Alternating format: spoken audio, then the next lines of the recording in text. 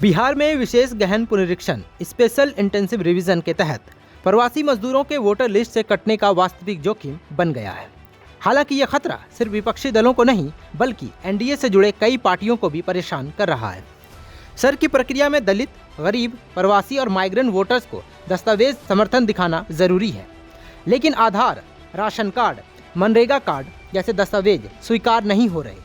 यहाँ तक कि इनमें से कई दस्तावेज जरूरी समझे जाने की उम्मीद थी।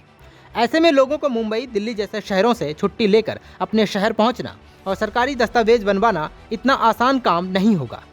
ऑफिस से छुट्टी और किराया भाड़ा खर्च करके घर जाने से बेहतर वोट नहीं देने का ऑप्शन ही लोग बेहतर समझेंगे। इस बारे में विपक्ष का दावा है कि लगभग 2 करोड़ नाम और वोटर लिस्ट से हटाए जा सकते हैं, जिनमें से 94 लाख प्रवासी मजदूर हैं। दिल्ली, मुंबई जैसे शहरों में काम करने वाले बिहारी मजदूरों के लिए परेशानी है।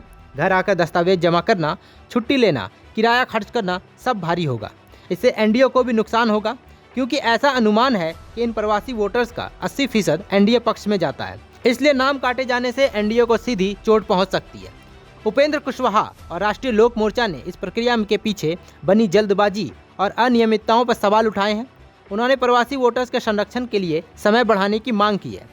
ऐसा कहा जा रहा है कि यह कदम लोकतांत्रिक और पारदर्शी प्रक्रिया सुनिश्चित करेगा, जबकि विपक्ष इसे वोटबंदी कहकर आलोचना कर रहा है। महागठबंधन ने इसके खिलाफ सुप्रीम कोर्ट में याचिका दाखिल की है। इसके साथ ही 9 जुलाई यानी कल इस मामले को लेकर बिहार बंद का आह्वान भी किया गया है।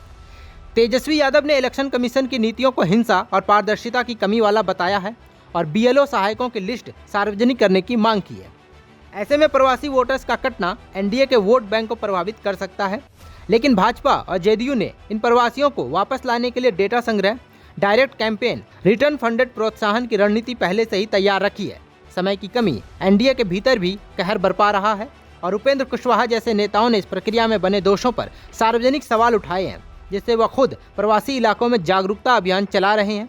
एनडीए इसे झेलने की कोशिश करेगा, डेटा आधारित रणनीति, कैंपेनिंग और जागरूकता अभियान, लेकिन ये पूरा तालमेल तभी काम करेगा जब समय रहते प्रवासी वोटर्स प्रक्रिया में शामिल हो जाएं, नहीं तो एनडीए को नुकसान हो सकता है। नमस्कार, मैं हूं मानक गुप्ता। अगर आपको हमारा ये वीडियो पसंद आया हो तो इसे लाइक और शेयर जरूर करें, और हाँ, हमें सब्सक्राइब और फॉलो करना ना भूलें, ताकि आप देश और दुनिया की कोई खबर मिस ना करें। तो जुड़े रहिए हमारे साथ और देखते रहिए न्यूज़ 24।